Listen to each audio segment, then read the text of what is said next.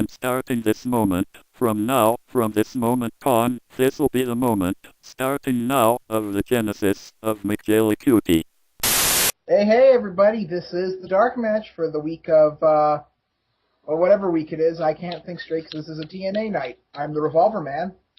And I am Arrow, the guy who shows up every once in a while because he has a job. I am No Leaf Clover, and the only reason I'm on the show is because TFS promised he wouldn't mention my girlfriend anymore. You probably shouldn't encourage Only him. for a week.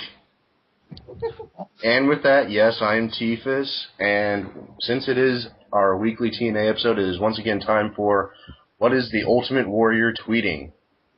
If the goal is to stick head up an ass, trolls should aim for the ass of reality.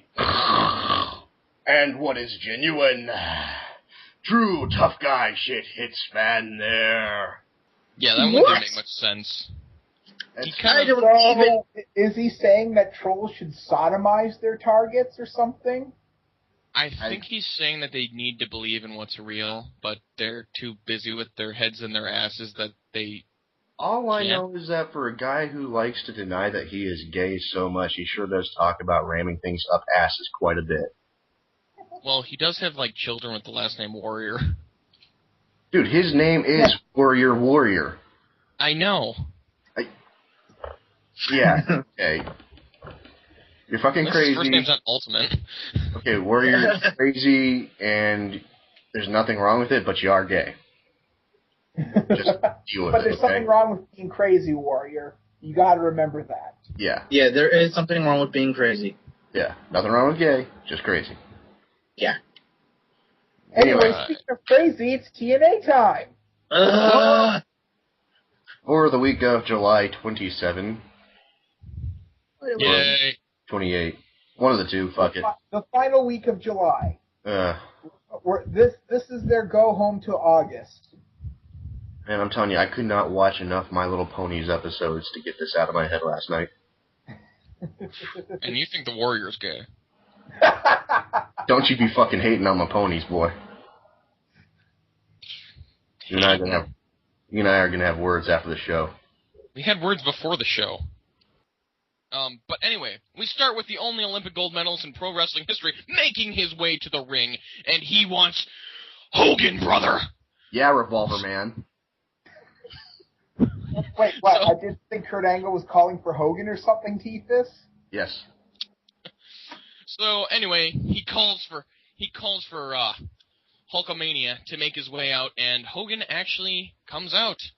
And they talk about some stuff that happened off screen, and for a while, everyone's wondering what the hell happened, but it turns out that Angle is having his phone blown up by Hogan, not literally. It's just it's what the kids on the street call calling him a lot, because he wants Kurt Angle to be an immortal, even though he has 3 neck surgeries and is still willing to kill himself. Aren't you one of the kids on the street? No, I'm actually doing pretty well for myself, I suppose. I'm one of the few people on this show that has a job. That hurts, man. Yeah. You see why we don't use you, Arrow? Successful? Yes, because we envy your success, you pompous douchebag. Oh. How's Anyway, boxes that Lot's doing for you? It should be noted, though, that Hulk Hogan has a blue do-rag on. A baby blue do-rag. So that means he's going to get released soon, according to Honky Tonk Man. Okay. Honky Tonk Man. Nobody else knows about the baby blues? No. Oh. I'm sure Christopher Says knows. He's cool like that. Shut up, Arrow. Anyways, Angle doesn't want anything to do with Immortal because they're just full of ass kickers, and it's got the 2 biggest scumbags in wrestling leading it, so, you know what, screw you, I don't want it, basically. Yeah.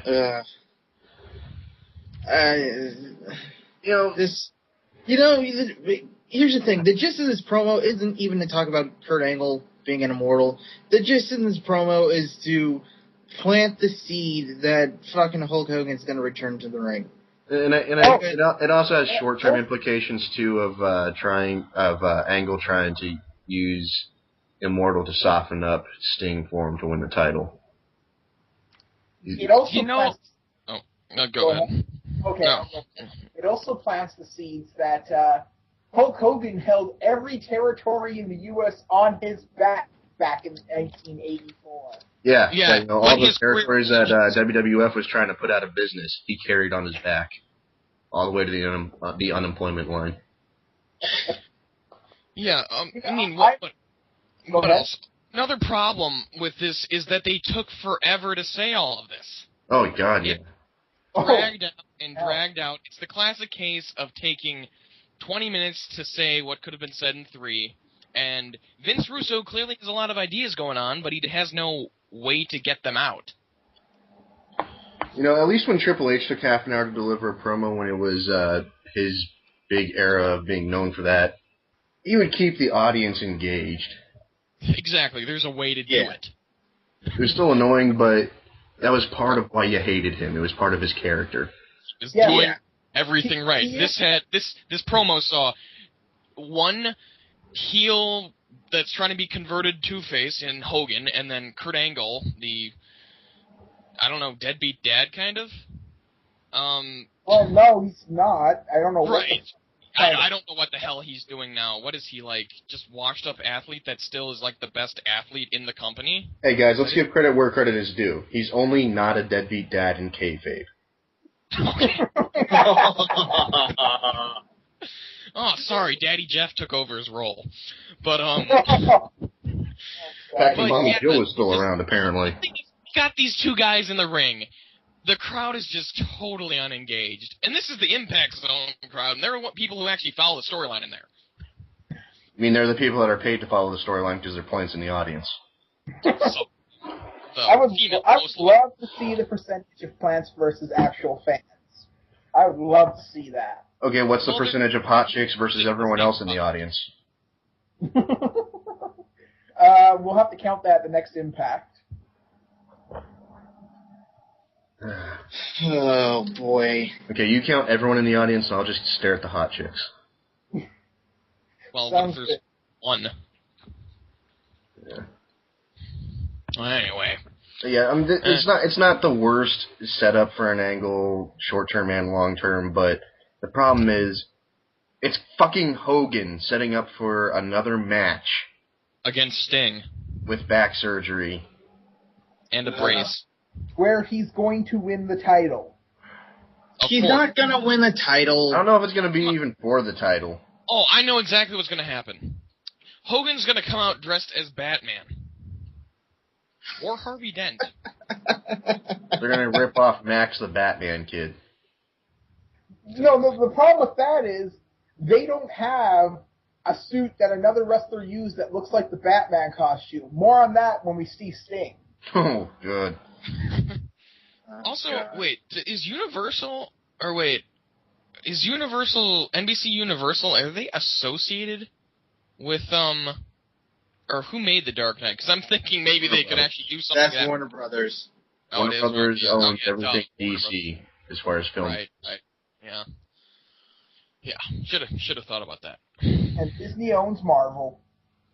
Well, it's not like they've screwed that up yet, but anyway, moving on, back to terrible wrestling, because we don't need to talk about our nerdgasms about comics right now. Right. Unless, of course, we're talking about Joker Sting. Which we'll get to. Exactly. Anyways, so yeah, as it was said, kind of like what we just did now, they took a long time to say one thing. Basically, Angle says he's the best, and Hogan's saying that he doesn't know what Hogan's been through because Hogan has put himself through so much bullshit and all this. Oh, they only work for the same company for about, a decade now, cumulatively? Yeah, really. Network, brother. They're trying to bring us down. So yeah, after that, guess who comes out? CM Punk? Speaking of CM Punk, we'll get to that later. The Boogeyman. Punk. Or should we talk about that now? Scotty Goldman. Okay. Scotty Goldman. Woo! Tyler Rex. Who? The To the dreadlock shock of everybody, nobody comes out because we cut to Eric Bischoff. I'd say it's not fair if it's a trick question, but everything's a trick question with TNA.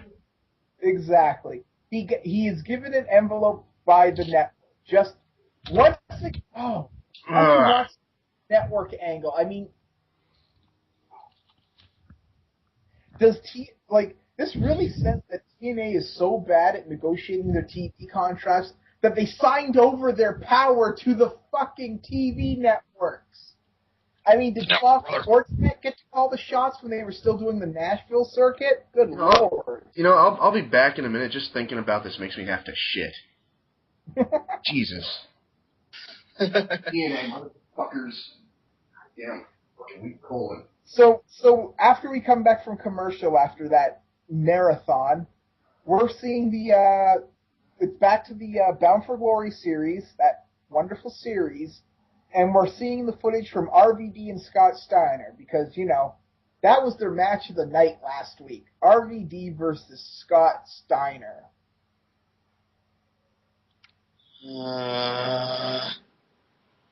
And that is our transition to the first match of the night. The Bound for Glory series match between Rob Van Dam at 21 points versus Gunner at 28 points. Fuck you, Gunner! Fuck you when you never taken a bump in the ring. Fuck you! Fuck you up your fucking ass! Would you be happier if it was Murphy in his place? Yes! Yes, I would take Gunner's pal over Gunner any fucking day. I fucking hate Gunner.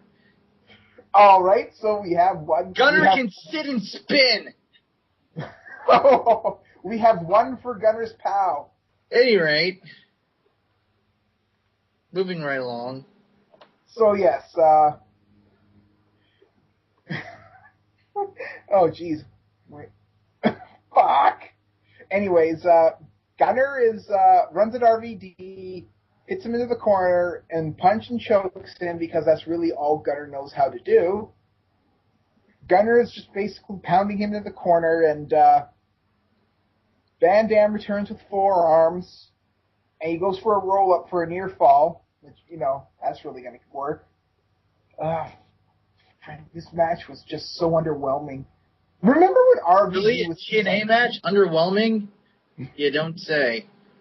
Remember when RVD was fun to watch? I mean... Barely. I mean, it's just another systematic thing where he's just another guy who doesn't care. It's just, that's going to be a major problem in the coming years with TNA. It's just that they have a lot of guys who just don't give a shit anymore. I don't blame them. So anyways, after a few minutes of mediocrity, Gunner is setting up Van Dam for the F5. Yes, Brock Lesnar's the old move. Because when I think of power and domination like Brock Lesnar, I think of Gunner. Man, I just got back from the toilet and already I feel like having to take another shit. I mean... Isn't Gunner still leading? No, well, Gunner's not still leading, is he? No, somebody worse is leading. Gunner was never leading anything. He was tied for the lead. You're talking about that series match. I thought you were talking about Immortal. Oh, no, I'm talking about the Bound for Glory series, no. Yeah. No, Gunner, he went from TNA's security to Immortal security to basically third in command of Immortal after Bully Ray. But that's a discussion for later tonight. Anyways, the F5 gets countered into a corkscrew dropkick, and Van Dam, I will give him this. He hit the 5-star from across the ring, and was able to score the pinfall with that, giving RVD 28 points, which now ties him with Gunner, which is both of them are now 3 points behind Crimson, who is in first place. Yes, Crimson, freaking Red's little brother, who was brought in once for Jared's MMA challenge, if you remember that, vanished for 3 months, came back when they were supposed to bring back the Main Event Mafia, which they didn't do because they forgot to sign people. and is now their top. I don't even know what the fuck he is. Is he a face? Is he a heel? I don't know. Face.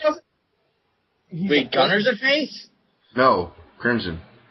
Oh, yeah, Crimson. Crimson's a face, but he doesn't do anything. That's the thing that gets me. Like, none of these guys are fucking doing anything. They're just there. Yeah, that's the time. He's never given an angle besides the aborted main event one. He doesn't cut promos. He isn't feuding with anybody. Yet he is on top of the Challenge series. I mean, he did have that one feud with fucking Joe, but God knows facing Joe isn't really worth it anymore. So, as we, for a split second, I might add, great editing, TNA, we see Sting in a red suit you might find familiar. Take it away, TFS. Fucking A. You remember Abyss's dad? You know, the one from that storyline where they ripped off from Kane and Undertaker? Father James Mitchell. Yeah, Yes. that guy. Yeah. Apparently, they kept one of his suits in a box out back when they had him leave the company. Because Sting found it, and he put it on. Is it? I wasn't really paying enough attention. Was it really, like, comically oversized? Like, you can fucking tell? I think they tightened it up a bit, but that was Father James Mitchell's fucking outfit, without question. Yeah, it was very much a direct. It was almost exact. I mean, what about Jim Cornette's red suit? They probably tailored it for Sting, which probably cost them like $80,000, knowing how TNA fucking operates. I mean, how many guys do you know walk around in a bright red suit with a little black scarf thing for the shirt? The devil? Like I said, James Mitchell. Yeah. Anyways, after we get back, Eric Bischoff is pissed because the letter from the network says that with the success of Destination X, with its 8,000 buys... Remember, they were... Wait, no. Wait, was it? No, yeah, you're right. It was 8,000.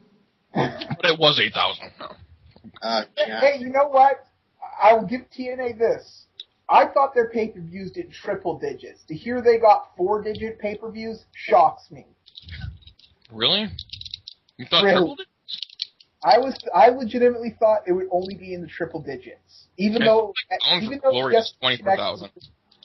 What was that? I think Bound for Glory like averages at like 24,000. Bound for Glory gets 5 digits? Oh, I have to... Well, they're usually in the 5-digit range. They're usually... have to look at that. Yeah, they're usually very low.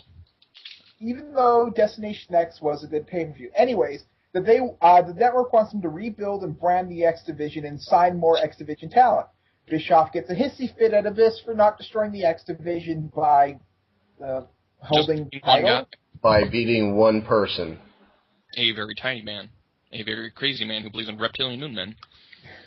You didn't beat one guy. You failed in destroying the entire division. It's really quite bipolar how TNA, or I guess in this case Vince Russo, considers what the power of the belts are. Because when Immortal has lost, well, they haven't had the World Heavyweight title for how long now? But what was their key to keeping TNA doesn't seem to matter. But when Abyss held the X Division title, that was enough to kill the X Division, even though it didn't kill the X Division. Naturally. I don't see any flaws in that. There's just no rhyme or reason to anything they're doing as far as the titles go. And we'll see that later tonight. Well, and that'll also show us why this pay-per-view only did 8,000 buys, and the one before it only did marginally better. Something like 500 more. Anyways, Hogan enters and says he's basically, Angle is dead, brother, and that he's first on his Hitman agenda. He doesn't care about Oh, he doesn't care about the wrestling or the show. Wrestling matters unless it's Hulk Hogan. Wrestling matters-ish. Well, actually, Hogan, didn't he never cut one of those Wrestling Matters promos, did he? No. No, well, if you're going strictly by storyline purposes, the whole Impact Wrestling thing was the network / Mick Foley's idea, so he wouldn't have been on board with it. And after Mick Foley got fired, they never changed it back. Because, continuity in the storylines, people. Continuity. Yeah, they came out and said, oh, this was all our idea.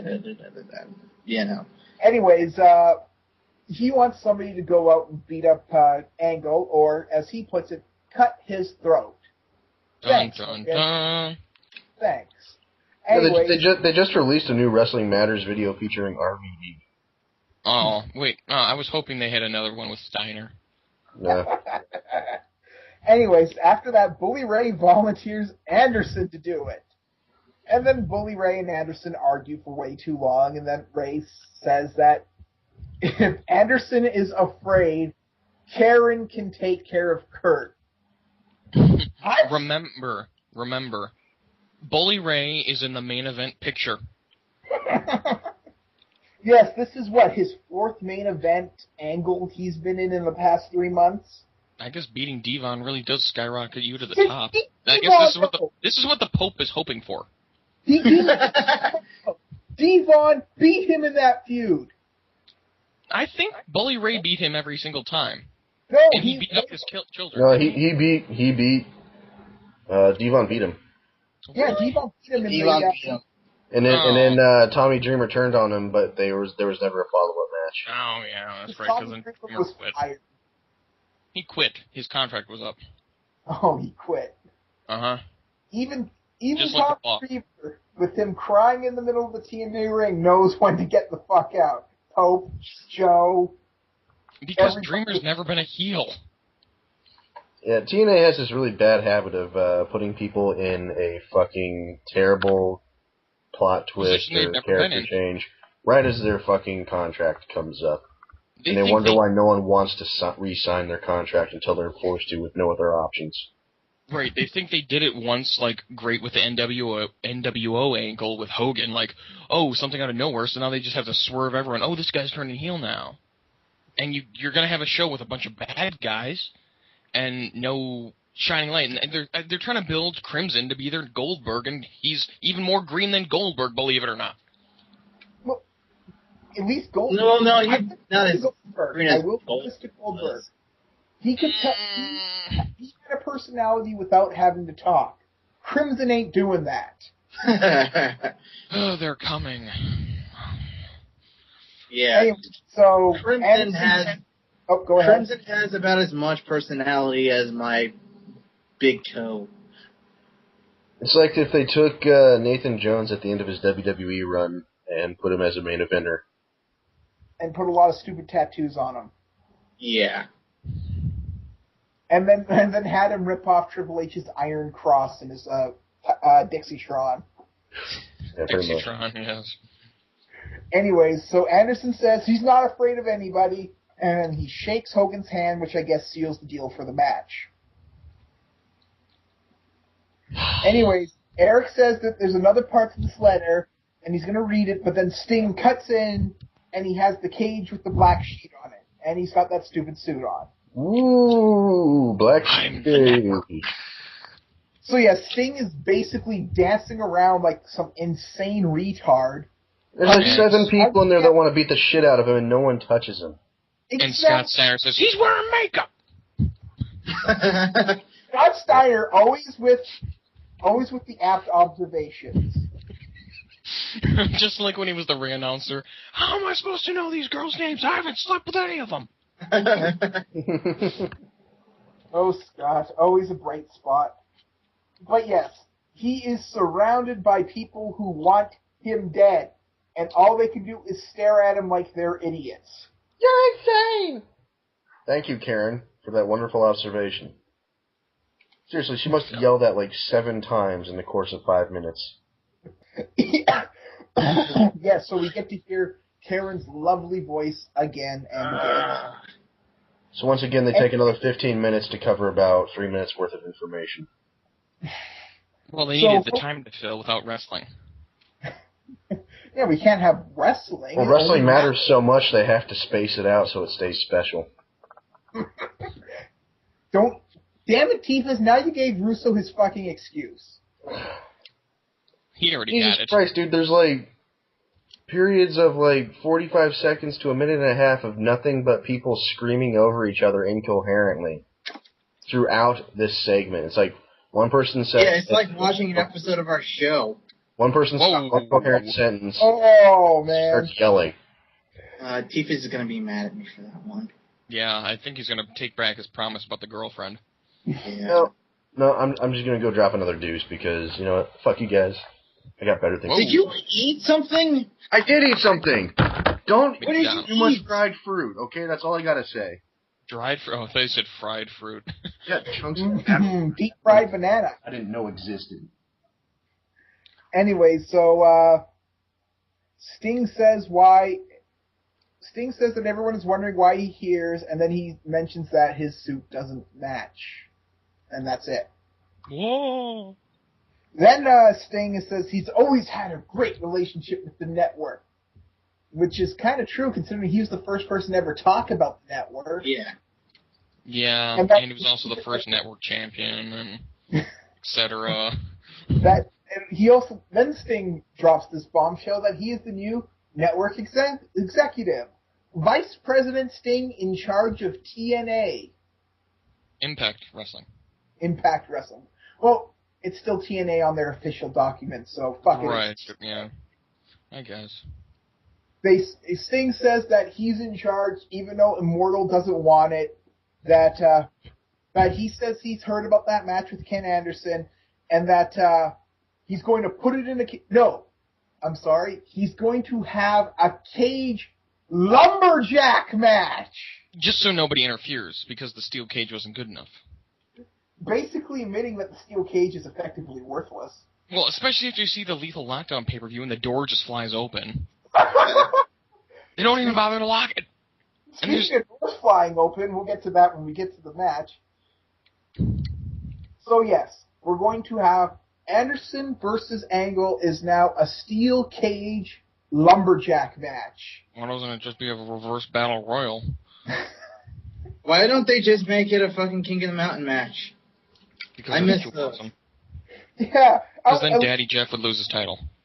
If there was at least the King of the Mountain match hasn't been seen in a few years, unlike every other fucking match in TNA. For good reason. It's not TNA's fault that most of the match types that they've come up with themselves absolutely suck balls. Viagra on a pole match. Oh wait, that wasn't TNA. No, it was beta TNA. WCW TNA 1.0. Exactly. Jeez, now it's Matt Hardy. Oh wait, yeah, when is Matt Hardy getting back on TV? Isn't his suspension up? I never thought 30 days would be this long. I never thought I'd want to see Matt Hardy on TV. I don't. But I just think it's weird not having him in Immortal. You don't, dude. When did Scott Steiner join Immortal anyway? Like 2 weeks ago? Like, he just showed up there. There was, no build-up to it. It's just like, oh, Scott, you're just kind of floating, aren't you? Join Immortal. Any build-up to it? I don't see why not. At any rate, Hogan is telling Bischoff to call the network to find out what the hell is going on. And unlike almost everything else in TNA, this will actually go somewhere. lies. Yeah, you're kidding me. Anyway, so we cut back to the ring. Shelly and Kendrick are in the ring. Kendrick is dressed in pants. That's it. He's just got a pair of pants on. No shoes, no shirt, no socks, just pants. The Brainiac would want a pair of those. If anyone gets that obscure joke. He gets the stick. The And stick? who? The microphone. The mic check? Come on, guys, learn your 1980s wrestling terminology. Well, that's been obscured by, I don't know, toilet humor from the 90s. Anyway, so Brian basically, what he's trying to say is that Austin Aries is ruining the X Division because of his ego, but he says something completely different than what he's trying to. You mean Brian Kendrick? See, this is... Remember when Brian Kendrick was the Brian Kendrick in WWE, and we were sort of impressed by the fact that he could actually talk and have a personality? And as we found out, that entire success was because of Ezekiel Jackson being his bodyguard. It wasn't even that. It's just like these guys like Kendrick and Anderson, they come to TNA, and at first you're kind of excited because you like them in WWE, and then you realize how much the WWE fucking protects most of them. Yeah, like, for all their bitching, it is really incredible how much WWE can turn nothing into something good. Yes. Mm. I think WWE's problem with booking is just they book like very neutrally, where nobody gets over, but they kind of all stay at the same level, unless you're John Cena. They're extremely safe. Yeah, exactly. They But always... the problem with TNA is that they don't know when to... Exactly. What was it? 1 week we had Gunner beating the World Heavyweight Champion, and Twice! He beat 2 heavyweight champions that's right. in 2 weeks. Exactly. And where is his title shot? My thing is that TNA doesn't know when you can just let a guy be on his own, and when you have to work with a guy. That's my thing. You can't let Brian Kendrick come up with his own gimmick, because then he starts talking about the fucking reptilian moonmen.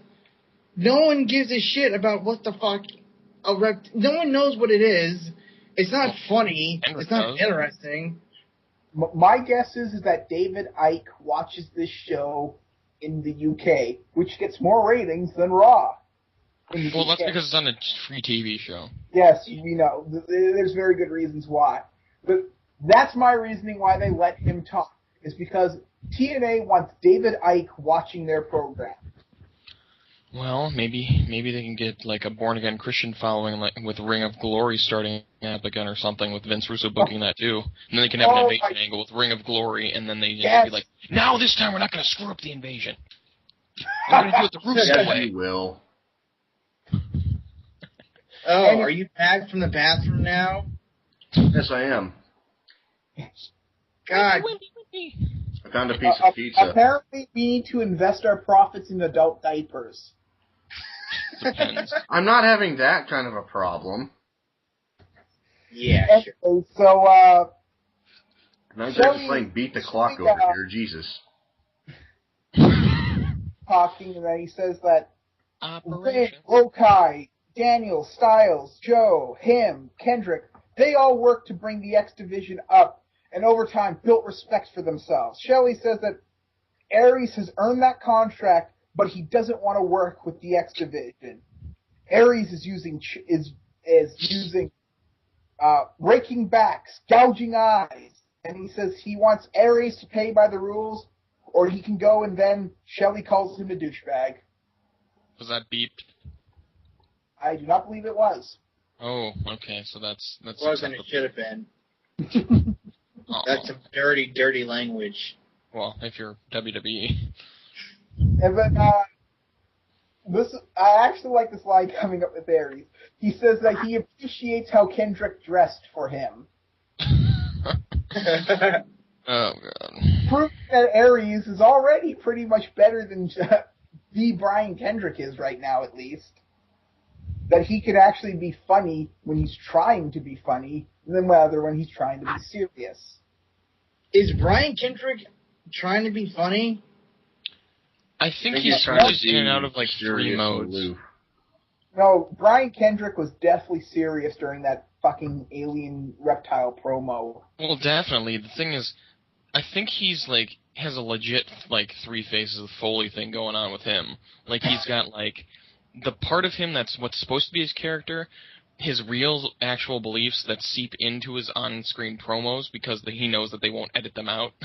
And then he's got like goofy Kendrick where he'll just do whatever, where he just has a bunch of stoner moments. Stoner moments, that's a good way to describe the X Division right now. Well, I mean, they lost the Bucks. and the Hardys. No. Both of them. I still contend that the only reason why Kendrick is X Division champion rather than anybody else is because 60% of TNA's profits are coming from his popcorn machine he won on The Price is Right. I thought he lost. Yes, they finally have concession stands. Thank you, Brian. Brian Kendrick. They cannot provide drinks, so whatever they get, they jack up the price, and that's where most of the revenue is coming from. They're paying like $10 for 20 ounces of water.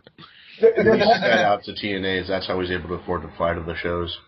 Exactly. That's how they could go to Triple Mania. That's how Daddy Jeff won the title. Which they're not even showing off. They're not even showing off that Jeff Jarrett has the. What is it?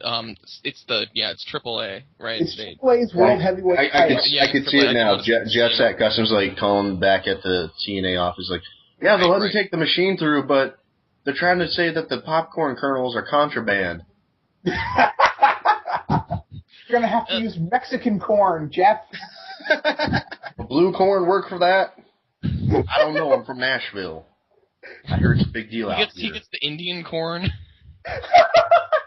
Oh, Lord. It's the multicolored kernels.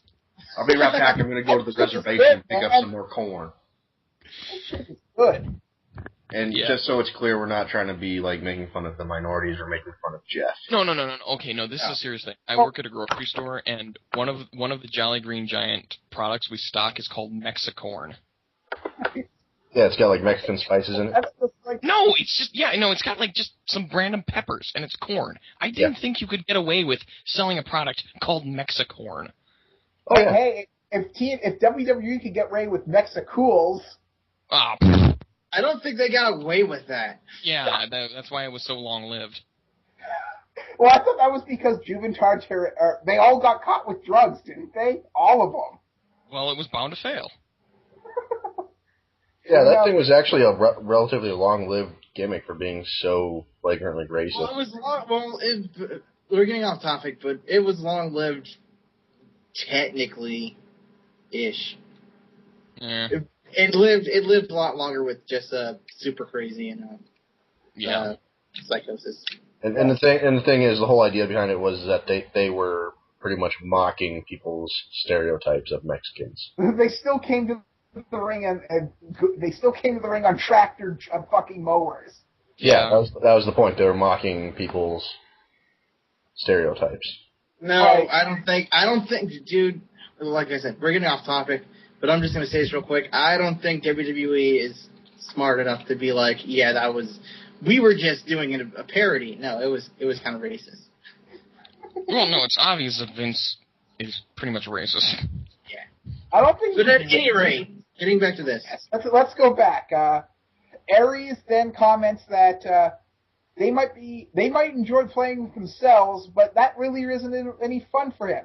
He played by their rules when he beat the two guys at Destination X to get the contract. No, it was he beat the two guys to qualify for that match, and then he beat the three other guys in the Destination X. But point. Now that he has the contract, he's going to play by his own rules.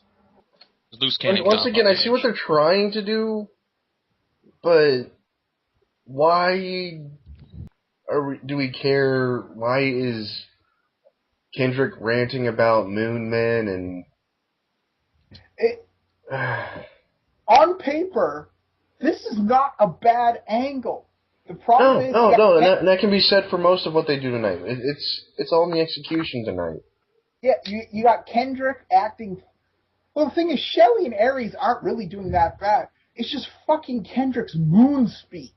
I think the thing is that the Eric Young attitude has been seeping over to other talents within the promotion. Oh, that's apparent. Where they're just like, Eric's just telling people, they're going to give you stuff to write, or they're going to give you your written lines, but it doesn't matter. What are they going to do? They don't have enough time to reshoot everything.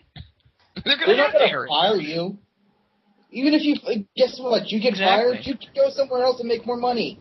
Oh, yeah, also, no, they're not going to fire you. Look at Jeff Hardy. Yeah, you pretty much have to punch a baby in the audience to get fired down there. Yeah. Now, who was the last person actually fired from TNA? Terry Taylor? That's a trivia question for you. Terry Taylor, yes, that's right. Everyone else left on their own accord. Or Everyone actually, else was Foley technically fired? No, Jay he left Lethal on his was- own. Yeah, Jay he left Lethal? on his own. He did? Okay, I wasn't sure about him. I don't count it as being fired if they want to leave when they get fired. Right. Or getting fired. So that's why I don't really count Matt Hardy as being fired from WWE. Well, Matt Hardy. Oh, you mean Jeff? What were you talking about? Yeah. Well, So yes, Kendrick. people getting fired. Kendrick then. Aries talks about how he's had the career of 5-star matches, but he wants the 5-star bank account. It's wrong So promotion. he went to TNA. Why are we still talking about this? Let's move on. Pretty sure Colt Cabana's doing better for himself than Austin Aries will ever will. All right. Generation B's doing better. Nah, they're the Young Bucks again. I'm pretty sure Generation Me was a copyright of TNA. It doesn't Bro, matter. who gives a shit if this comes Just out? saying. Just saying. Well, I'm Those sorry. guys. We've been on this for about 30 minutes now. Abyss But it's comes still- out. Okay. Moving Abyss on. comes out, and he wonders if Kendrick has forgotten about him. He says that he's not going to let Kendrick make it to Hardcore Justice. That as much as the network runs things, Hogan and Bischoff still call the shots here. He's got his rematch from them, and it's going to be tonight. And he's going to kill him like he should have at Destination X. He's going to put them all away in the X division once and for all. Suddenly, Because beating one man kills an entire division. It does. putting that to the side, Sting shows up on the Dixietron and apologizes for raining on everybody's parades. He says that he has more strokes than Hogan and Bischoff combined. More on this later. Always shooting, brother. Abyss will be getting his rematch, but with a few tweaks. It's going to be an Ultimate X match. This is a funny We match. need those on free TV. With Hogan. What? What? What's going on?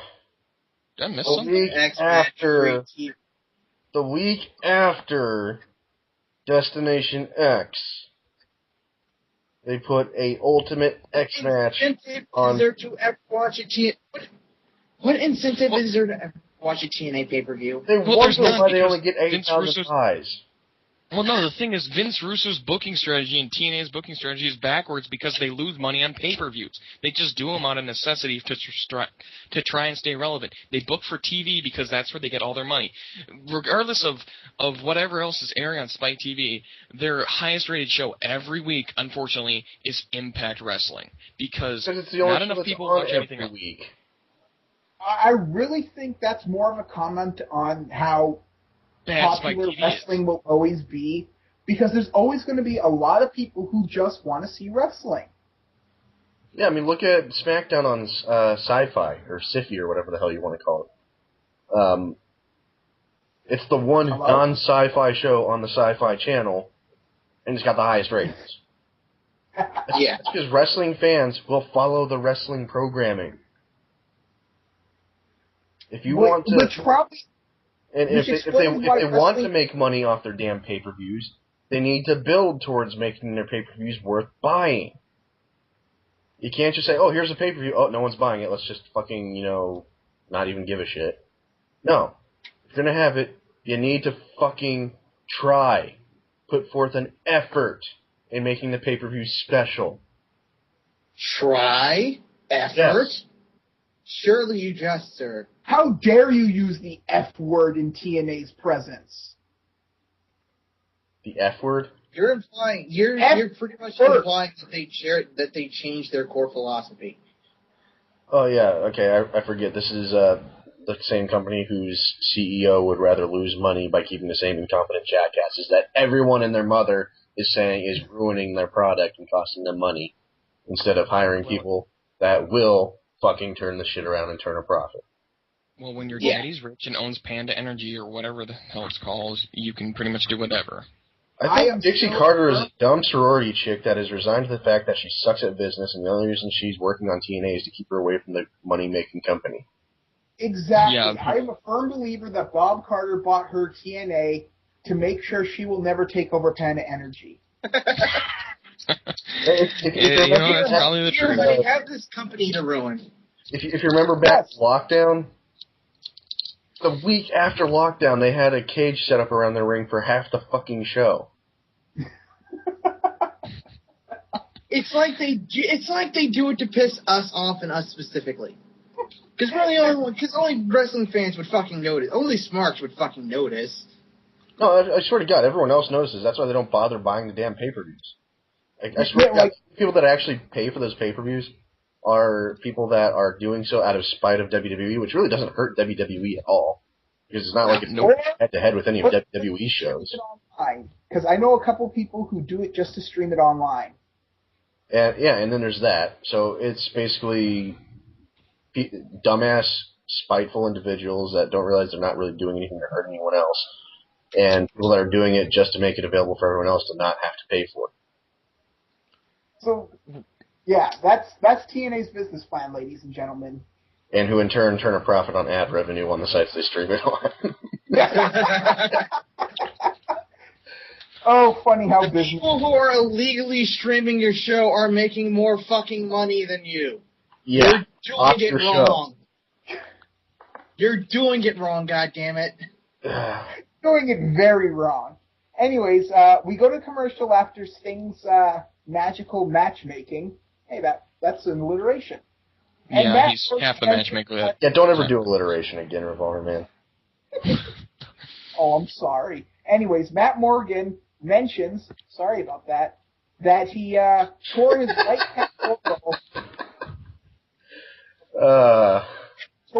pectoral and will have to drop out of the tournament. Interesting because the day before this episode aired, he went on Twitter to answer people's asking about him tearing his muscle. He goes, "Oh, that's news to me." Well, because kayfabe, brother. Yeah, okay, Morgan, when there's... He made that promo line of your show that was taped 3 weeks ago.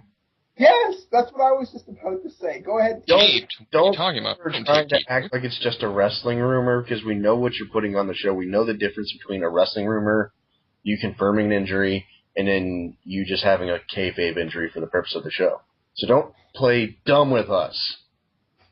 We know it's on the fucking show. Who's following Matt Morgan on Twitter, honestly? But it warranted a mention. Sorry to hear that. It garnered enough attention to warrant mention on a dirt sheet, so. Yes. Anyway, so he talks about how he's wrestled for 9 years without an injury, and suddenly he's got one at the Bound for Glory series. Now, I don't know if that's no injury for 9 years. What about his stutter?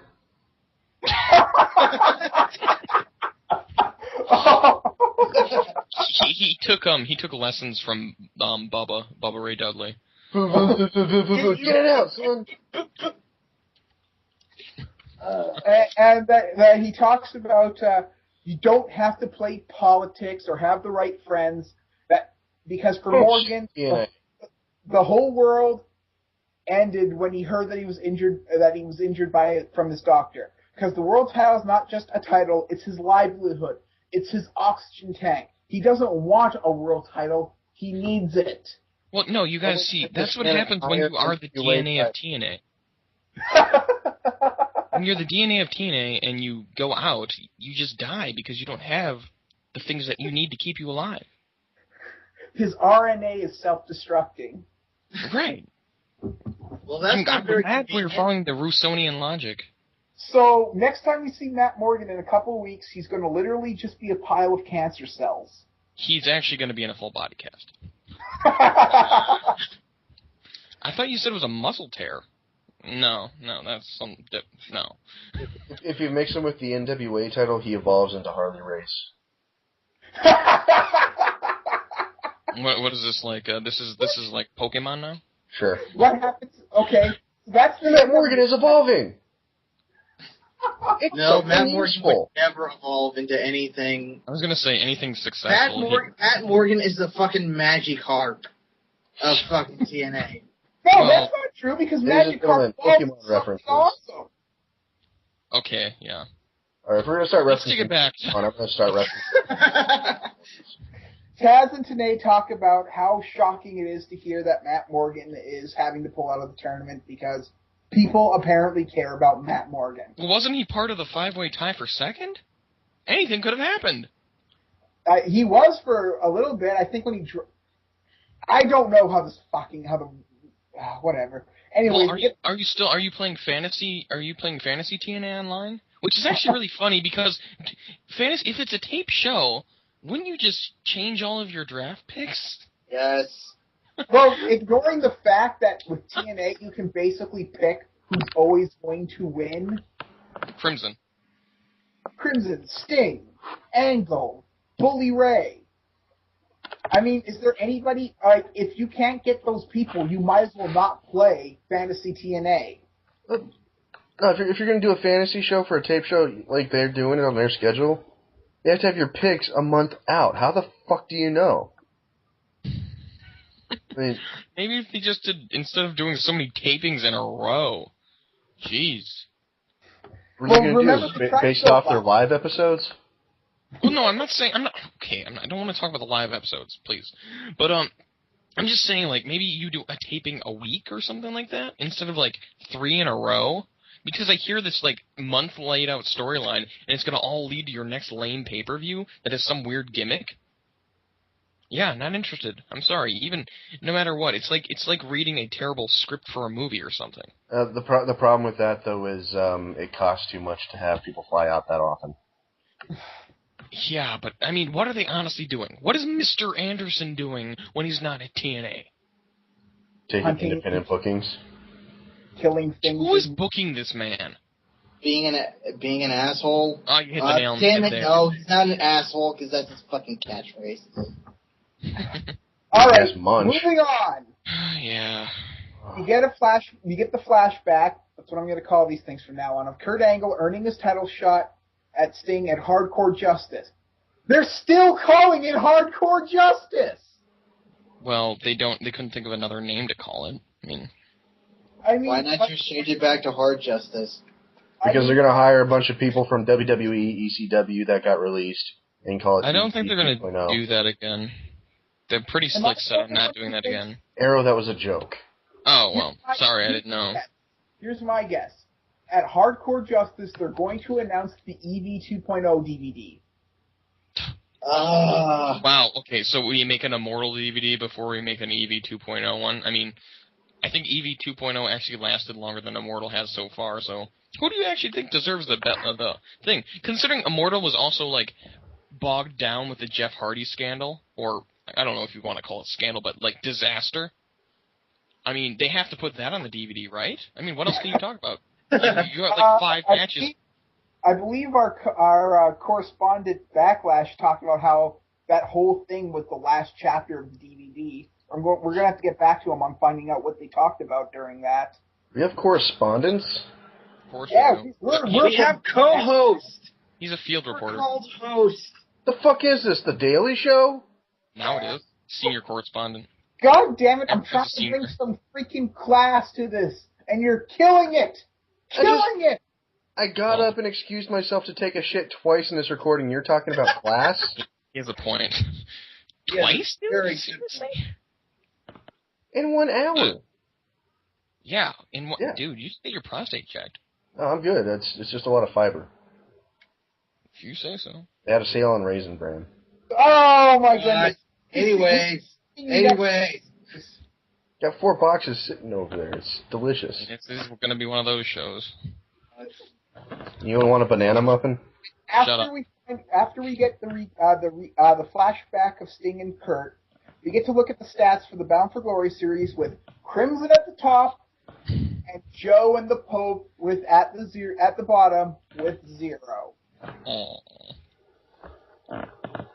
Well, we do have to take into consideration that all of Devon's points have basically come from Pope sacrificing himself. And something tells me that this angle is probably being explored on Explosion, but nobody's watching. Well, there's been like 3 angles that have come from they decided to make Explosion really fucking important all of a sudden when nobody in North America gets Explosion. Isn't that also available online? I'm not sure. I have never seen an episode of Explosion. Okay, I wasn't sure. Maybe they were just talking about downloading it. I'm sure it is available somewhere online, like YouTube or something, but... But not officially. Right, okay. I was just curious. DarkMatch does not condone illegal downloading. Yeah, Nor do we condone streaming, despite the fact that's how Most people make money off of Shush. TNA now. Shush. Most people make money off of TNA. How do you make more money? Never mind. Moving on. Magnets. Anyways, Bully Ray is playing Angry Birds. Angry Birds. He still has not beat Angry Birds. That's Bully Ray for you. And he's being He's being asked about Crimson. Ray says that he will impose his will on Crimson and get those 7 points. Guys, have we forgotten that submissions are worth 10? Why are people not going? Why is Joe never going for a submission in his matches? Oh wait, Joe we're gonna is. find out. We'll get to that. Ja. Anyways, he talks about how he's going to be fighting AJ, and then he reminds of how he kicked his ass in the Last Man Standing match. You didn't kick his ass! You just fucking got lucky because the ref decided that your stumbling on your knee counted as up, and AJ stumbling on his knee didn't. Russo. I'm so glad I can just sit back and let Revolver Man take the wheel on this episode. All man take the wheel. It struck a nerve with me, guys. It struck a nerve. Please continue. I'm amused.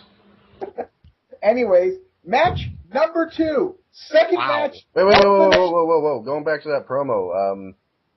Bully Ray finished the promo going, okie dokie? Yeah, I said okie dokie. You know why? And then he, didn't have a good reason, so he just goes, 'cause I can! And just storms off. That is a great reason. Oh, Bully Ray. He's trying to sound hardcore enough to be able to say okie dokie and sound manly, but it's just... You're trying too hard if you have to justify it instead of just that okie dokie. Andy Griffith was more hardcore than Bully Ray. Dude, I mean, seriously, if you're hardcore enough to say something like that, you don't need to justify it. You just say it. But anyways, this is the same guy that drinks drinks whiskey, chases women, and rocks out. Quote unquote, rocks out. Under his activities page on the TNA profile page, hobbies include rocking out. Brunette walks on the beach. Oh, that's probably Joe at this point. But Angry anyway, hanging out at the Holiday Inn. Playing Angry Birds. Second match of the night, people. Second match of the night. Another Bound for Glory series match. We're over halfway into the show. Bully Ray versus Crimson. And this will go well. and what can only be described as what appears to be two fat men, despite the fact that Crimson's jacked beyond belief, stumble about 3 minutes before Crimson finally hits his Red Sky, which I guess is the name of his finisher now, and gets the 3 count, giving him the 7 points, moving him up to 38, giving him a commanding lead on the Bound for Glory series matches. It's like watching Peter Griffin and a non-paralyzed Joe Swanson stumble around the ring trying to fight over who gets to fuck the microwave bagel. I don't even think they're that dumb. That was not Joe Swanson. That was Quagmire. I know, but he's a little bit skinny for Crimson. That's true, actually. Ooh! All right. And Well, we've all done our best Family Guy impersonations, even though that show sucks. Anyway, so we cut to commercial after this match. As we get back, Eric Bischoff is on the phone with the network. Well, he's been trying to get on the phone with the network. Hasn't had much. Should just talk to Sting. How freaking insane it is to have Sting be the network representative. And he tells his assistant to get the network on the phone or she's going to be fired. Yeah, great, Bischoff. I bet she's worried. Really? I'm going to get fired from the shitty-ass job? Oh, the horror. If I go to the Sunglasses Hut, I'm going to get double pay. And commission. Exactly. Well, they do get commission. Man, Velvet was getting paid. Actually, no, she wouldn't have gotten paid late and no checks would have bounced. Anyway, so Madison Rayne is walking backstage and how she's going to sit at ringside in order to deal with Tara. Then Sting shows up and stops Madison and scares her away with his cage of unknowingness. Oh my god, the cage, I'm so scared. And Madison Rayne, straight from the 1950s, once again I'm referencing the 1950s, runs away screaming at the top of her lungs like she saw a mouse. Even though it was just Sting being really fucking goofy. Goofy. It was like a conniption. After that, we get flashbacks of Tara and Miss Tessmacher's knockout title win last week. And that segues... She's the creeper from Freakazoid. Excuse me. If you don't know it, look it up. YouTube that son of a bitch. Match number 3. Third match of the night. Winter with Angelina Love, which we still don't know what the hell is going on with her, versus Tara with Miss Tessmacher. And the match starts immediately with the ref kicking Tessmacher and Angelina to the back. Just to qualify Revolver Man's statement, it's not so much that we don't know what's going on with Angelina Love because they try to explain it. It's that we don't care to know anymore. That's a very important distinction to make. That's true. She was being manipulated and being confused. At another point, she was being drugged. Now she's willfully working with this person that tried to drug and rape her. Because they're soulmates. Stockholm Syndrome. We don't know. God. I just want to know Winter's storyline in all this. And they just dropped the whole drug angle. They don't even mention it anymore. Like, there's no... Perhaps Winter is just such a good lay, Angelina Love just wants to stick around with her. Whoa, no, this isn't anything romantic. This is just destiny. It's my destiny. Destiny. You know what? Anyway. How many of us would turn Winter away if she showed up on our doorstep saying it's destiny? Well, it depends on what outfit she's wearing. Any outfit. Serious question. I don't know. Maybe. Kaylee Burchill kind of creeps me out a little bit when she's in character. And Winter does. Same That's thing. what it means, Tiefus. Yeah. As long as she doesn't bring her brother with her, I'm okay with it. No, he gets to sit there and watch. Yarr! He's jerking off in the corner, you know. Yo-ho! Shiver me timber. He's actually looking at you in the eye the whole time. This is what we talk about instead of reviewing the show. Nightmare. 18. Anyways, if anybody is still listening at this point, and I have to believe you're doing this for masochistic purposes. Masochistic, whatever. Caustic? Fucking Canadians. Seriously? That's how you say it? Jeez, that's like British people saying fizzy drinks instead of soda. They say soft drinks, Arrow. I prefer How my would you way. know? You're in Canada. The call Anyways. Don't you say pop up there? Gay. Anyways. Okay, we're getting the wrap it up signal, so let's move on. This is not a bad match. I mean, Tara and Winter both know what they're doing, but they don't give them any time to do anything. Too much time. La la la la la. Let's talk Anyway, about Velvet Sky. She's way more interesting. Anyway, so to speed this forward, because we're really going on a little long on this show, Tara's is setting up for the Widow's Peak, but Winter's able to throw her into the corner, and she hits the big boot, and Winter goes for the Urarang, I believe that's what it's called. And then she hits Tara low, with a spinning Urarang backbreaker for the 3 count. Uranagi. Wow. Is that another British pronunciation? Hey-oh. You want to do the rest of this, Tiefus? I can go and sit on the shitter for the rest of the show. Looks like the DarkMatch is going to need to go into some counseling. We talk about shit way too much on this show. Well, we are talking about TNA. Yeah, but we're talking about our own shit. Well, actually, we're talking about yours and his. I'd say it's starting to bleed over, but I don't want to use that term Okay. in reference to my own shit. Moving on. Revolver Man, moving on. Wait, why the fuck did you single me out? No, You just brought it up again. Oh my god.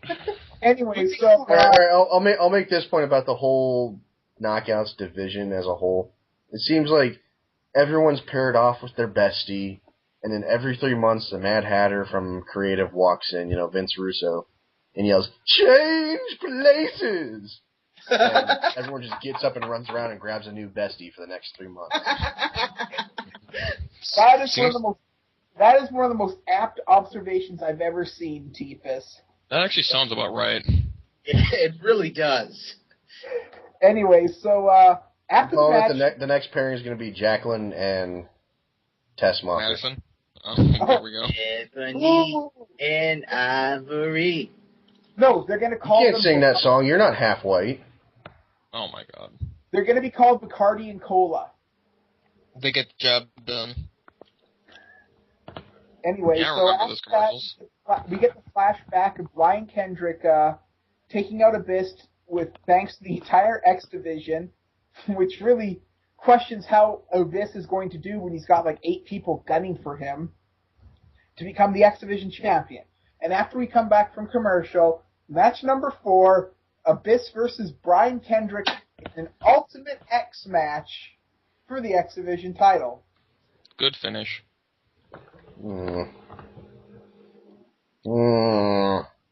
Anyways, since I'm really getting tired of talking about these matches, I'm just going to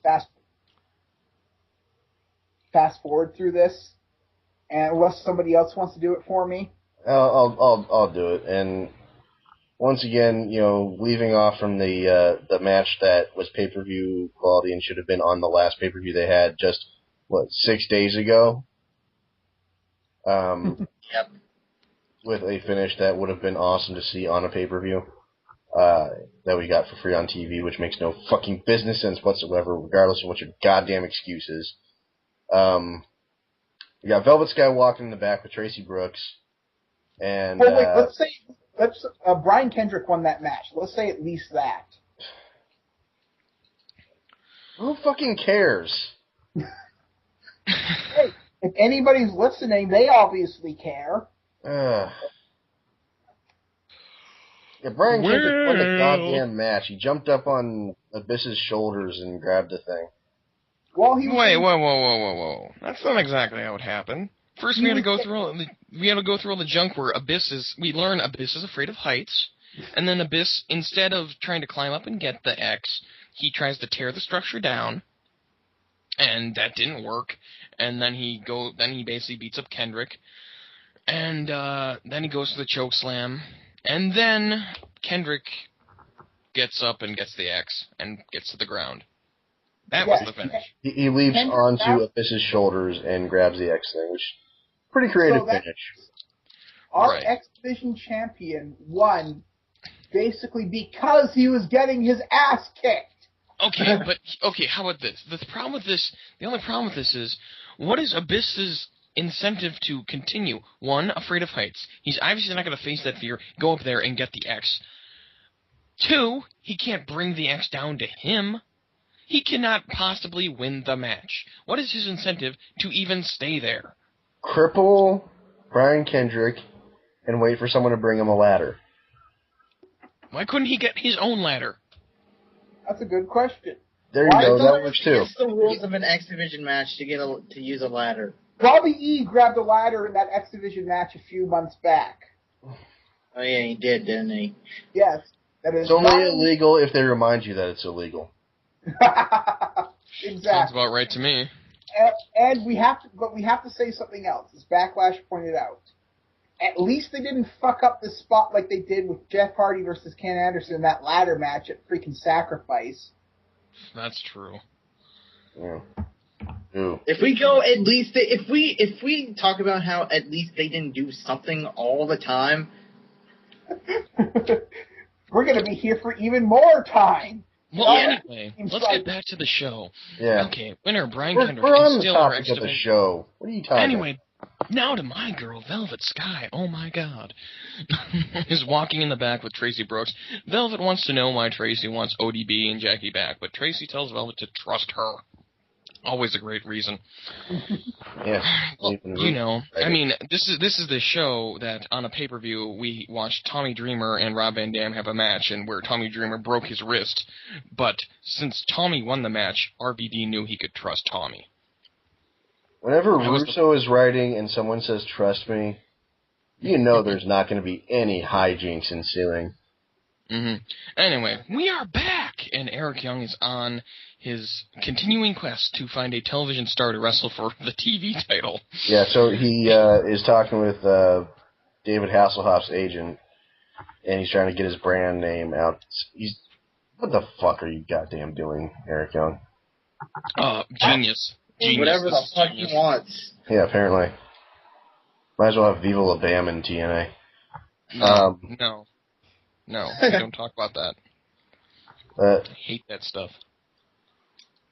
He's pretty much arguing with the agent about whether or not to wear wrestling gear. And it results... Eric Young does not give a frack anymore. No, he doesn't. And I think it's glorious. It really is glorious. As much as, even though I just said what the fuck, Eric Young, it's a different what the fuck than with the rest of the show. It's like... Yeah. It's what the fuck, why aren't the rest of you acting like Eric Young? This is exactly how CM Punk would be acting if he was in TNA. Speaking of CM Punk, TNA recently did something with CM I was going to tell you about this earlier, but go ahead, run with it. You can go ahead. All right. Well, anyway, since CM Punk was in TNA from about 2003 to 2004, and they recognize that he's the hottest commodity in professional wrestling right now, they are finally releasing the best of CM Punk on demand on their on-demand service. Didn't he only have like 3.5 matches? He was there for I think he had I don't know, they're probably scrambling just for footage of him. He only had he had 10 max, less than a handful. The only thing I remember about CM Punk in TNA is that he got into a fight at the cafeteria with Teddy Hart. Yeah, hard to believe, right? Yeah. Teddy Hart of all people. Yeah, who saw that coming? The Hart family? No, they're upstanding. Anyway, so yes.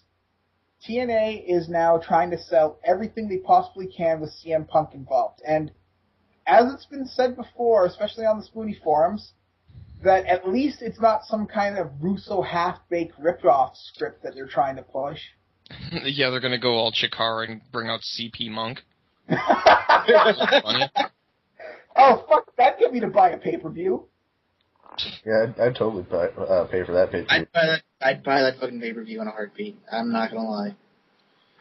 Anyway, we get back to Tracy and Velvet, and they're standing in the ring, and in what appears to be an anal sex joke, Huzzah! Tracy says to ODB and Jackie, "I know you like to party through the back door, but you're invited. You like to crash the party through the back door, but you're invited to come to the ring." So, two people are not signed at all signed to contracts at all with the company for the purpose of the storyline. They come out from the backstage area to the ring. Ever since Gunner and Murphy became wrestlers rather than security guards, TNA security has just fallen apart. Except for all those times people actually got arrested for breaking the law. Like last week. Yeah. Well, we can't remember. Shit, that happened last week. That doesn't count. You know what's funny? It's the rule of 7. In TNA, if it's over 7 minutes old, it didn't happen. Right, okay. And you know what's funny? For the people who go to these shows live, and the thing is, the people who attend the show live, when they hear about the shows or whatever, they, go consecutively. So these people are watching the day, on Tuesday or whatever, they see these chicks get arrested. Wednesday, they're back. The justice system moves swiftly in TNA land. In Florida. They made bail. It's little people's... They're short on time. Who They have paid to for their rush. veil, Vince Russo? Yeah, And your veil has been paid by Panda Interviews. You let me make my damn joke. No. Fuck. Go take a dump. No, if little people escort, they're short on time, so they have to rush the proceedings. Really? Oh, it was worth it. Come on. Anyways, after ODB and Jackie come out, they talk about how they only got fired when Sky started rubbing her ass cheeks between the ropes, and then Sky says that when she was a kid, she was always being bullied, and that she made a promise to herself to never be bullied again, and that meant acting like a whore, I guess. The Mean Streets of Greenwich card. No, the Mean Street. No, let's give credit where credit is due. She said Hartford. Oh yeah, 'cause that's so much worse. Yeah, because when I think tough, rough Vince McMahon's stuff, neighbor. I think Hartford, Connecticut. Yeah. Yeah, no, just Connecticut. You Yeah. really don't need to say the city. Yeah. The suburb, Greenwich, is that one little corner. Or they could just usually refer to it as what they always used to refer to as just New York. New York. Oh, God. Anyways. My life is so terrible in upstate New England. Velvet finishes this off by saying that she's going to fight every week and she isn't going to be anybody's punching bag anymore. Woo! Yeah, I like commercial. this attitude the first time I saw Blonde express it in Scrubs. Is Velvet Sky even blonde anymore? Well, Where's Black Scrubs? What? Family Guy joke. Anyways. So we go back after the commercial, after that little temper tantrum, basically. Fortune's in the back, and they're talking about how they're going to protect this match, and Mortal's not going to get involved while they're around. And Frankie suggests that if they happen to injure one of them before the match, it wouldn't be so bad. Faces! Wait, hold the... Isn't, like, every single member of Immortal injured? I mean, not Immortal, Fortune. It sounds like they go through, like, an injury angle with one of these guys every single month. I mean, there was AJ through the table with Bully Ray, and then wasn't Kazarian injured for some reason for, like, a week or something? And then there was Bobby Roode, who was just now, I don't even know what's going on with him anymore. Like, he's all of a sudden back after they couldn't, or after they got the gun money or whatever the hell they called them. Forgetting that James Storm is the beer half of beer money, but whatever. Well, gun money. Oh, yeah, you're right. So beer guns? Wouldn't that? Or how about motor beer? I don't know. Okay, guys. I don't know. Motor City beer, whatever. Go, come on. All right. So Daniels asked AJ what he thinks about what he brought up, the idea that Frankie suggested. Sorry about that. I'm getting a little dry mouth. But he's interrupted by Sting, and then he asked if he's going to keep Fortune's going to keep the bad guys out of the cage. AJ asks Sting what's in the cage, and Sting's like, "How do you know it was a cage?" And then he quickly changes the subject, saying that it's going to be for Eric Bischoff, and he's going to give it to him right now. So, match number 5 of the night. Ken Anderson versus Kurt Angle in the steel cage match. We see Fortune filing out, making their way to the ring to prevent any interference of Immortal. Then we crash back to Eric's office, and Eric says that... wait, what the fuck? Huh? Sorry, I lost my train of thought there for a second. I apologize. Anyways, Bischoff says that he's doing great, and he says he'd only feel better that if he wasn't being treated like garbage by the network that they're working with. Eric then wants to know why they aren't dealing with them and what they are going to do for them. He says that Sting is their big problem. Eric wants to know what they mean by they haven't talked to Sting in weeks. Eric is at a loss for words when Sting enters the office with a present. Sting then reveals that he is in fact not the network executive and has apparently just been making matches because nobody asked questions in TNA. Well, he's got the point there.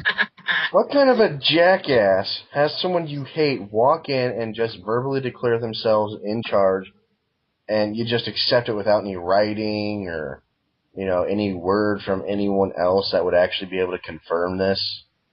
TNA. Like, has he always been doing this? Has every time Sting's talked about the network, has it just been him saying it? It just reminds me of that Bad Police joke where, like, one police unit level gets onto a crime scene and starts taking charge of it. The next level goes, who's in charge here? I am. Not anymore, you're not. FBI is here. Who's in charge? I am. No, you're not. CIA is here. And so on and so forth. It's just... There's nobody check. You're going to sit there and talk for 2 fucking hours on a tape show. You couldn't get a hold of anyone? You couldn't be like, I'm not sure if this is true or not. I should probably double check this bullshit. And what's going to happen? Email or something. Jesus. Or how about this? What if he just says, no, we're going to ignore you, Sting? What's the fucking network going to do? Shut them down. You think the network executive would show up without any documentation to prove he is? I mean, Mick Foley showed up with a letter. Sting didn't. And that's the thing. If he did show up with a letter, that's forgery. Have him arrested. But he didn't. The network would have him arrested. Would they? But wait, he didn't? They said this is for the best of the product. So... TNA. Anyway, so after that revelation, which, by the way, they keep Fortune out there because even though it's been revealed that Sting was lying, they keep his match intact. The mystery occupant of the page of the curtain over it is a little, like, crow magpie thing with white body, black head, and black wings. Crow Magnum? Crow or magpie or something. But he let it out, flew to the top of Eric Bischoff's monitor, and just sat there cawing. Eric Bischoff acts like it's like going to eat his soul, while this bird, crow, magpie thing couldn't care less. It's just kind of wandering about. It's Papa Shango. It's not even wandering. He's just chilling on the top of his Apple monitor. It's just going, rah, yes. rah! It's a bodyguard. It's Sting's bodyguard. And honestly, I thought that was... His enforcer. I thought that was the coolest part of the show, is just this bird sitting there going, just interrupting everyone, just yelling, rah! The entire time. Who would love to see Eric Bischoff's office next week? The bird is still there, just flying about, interrupting everybody it can. There's a big pile of bird shit on his keyboard. Oh, great. Now I have to pay $400 to get my keyboard replaced. Damn you, Apple. Anyway, so this is a pretty standard Kurt Angle steel cage match. They hit all the spots you'd be expecting. The real fucked up moment doesn't happen until the end. First of all of Immortal comes rushing out. Who's also with Immortal? Mexican American! Oh, that's seen this music. Fuck. Because, who Mexican American will be fighting for? The white dude's in charge! Well, that's Mexican America in a nutshell? No. Just no. It's So fine. after we get that, Ray is waiting against the cage as the Fortune Immortal Brawl rages on. He grabs Angle through the camera hole, and then Anderson attacks Angle while he's being held by Bully Ray. Anderson tells Ray to get him the steel chair, and then the door is also open, by the way, because Yay. Ray can't climb that shit. So is this still escape rules or what?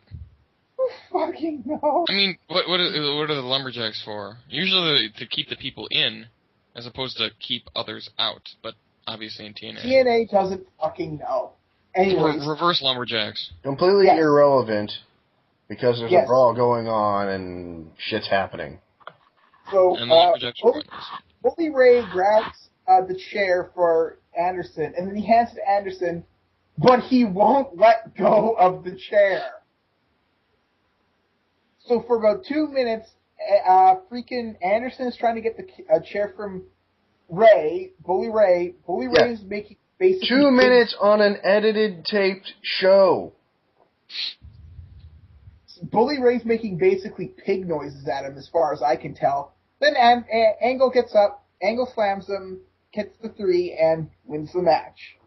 Also, They're already kicking Ken Anderson out of Immortal.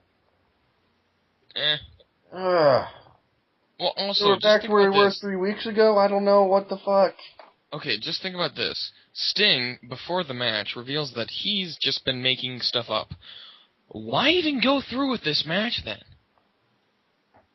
That's what I was saying earlier. Like, it's finally been revealed that Sting doesn't have any power, but we're still going to go through with his match changes. Can't they say that because the fucking X Division match wasn't official, they can hold up the title now and never give it back to the X Division? Oh fuck, that's logic. Yeah, see, making sense is secondary to shit happening in TNA. Apparently, you don't need to make sense as long as you have shit happening. No one's That's intelligent what- enough to care about making sense with the shit that is happening. Hey, What hey. makes sense when you can just piss us all off? That's exactly what Dixie thinks. It doesn't have to make sense, because apparently wrestling means Twin Peaks. It doesn't matter. You know, at least in WWE, they fucking acknowledge that Triple H has a stake in the company beyond just being a wrestler. He hasn't like a stock or something that allows him to be on the board. You know?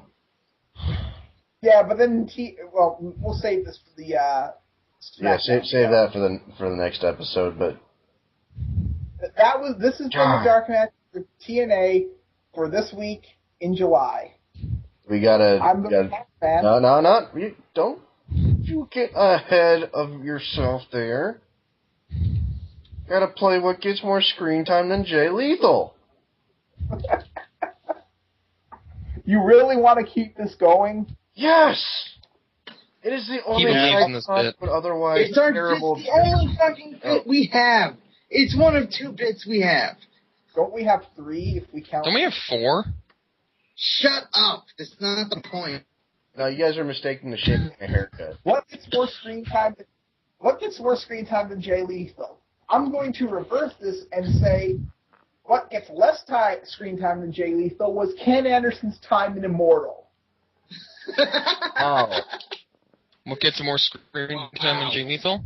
Bird cages get more screen time than Jay Lethal. Damn it, you took mine. Should have jumped the gun. Robin Williams. Okay. No, that's not my Got picture. screen time than Jay Lethal this week.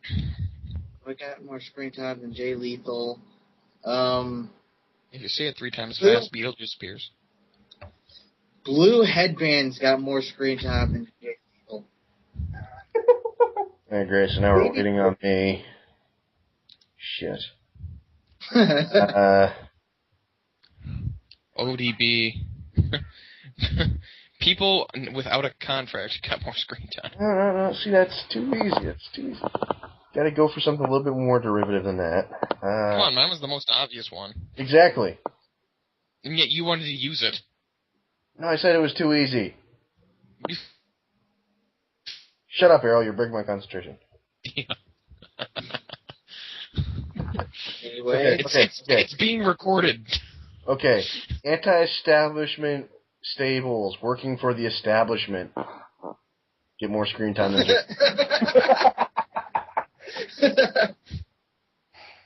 All right. What's And Mexican American with your Canadians and people not born in Mexico?